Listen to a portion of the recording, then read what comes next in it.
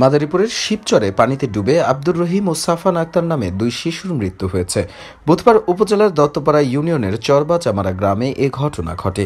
নিহত দুই শিশু উপজেলার দত্তপাড়া ইউনিয়নের চরবাচামারা কান্দি গ্রামের সারওয়ার হোসেনের ছেলে ও মেয়ে। এরা একই পরিবারের দুই ভাই বোন। পরিবার জানায়, বৃহস্পতিবার শিশু দুটি বাড়ির পাশে খেলছিল। খেলতে খেলতে পুকুরের পানিতে তলিয়ে যায়।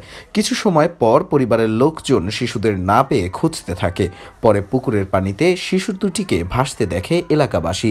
পরে তাদেরকে উদ্ধার করে শিবচর উপজেলা স্বাস্থ্য কমপ্লেক্সে নিয়ে গেলে কর্তব্যরত চিকিৎসক তাদের মৃত ঘোষণা করেন।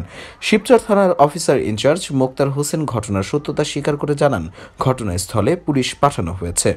দীপু নূর, বর্তমান টেলিভিশন নিউজ ডেস্ক।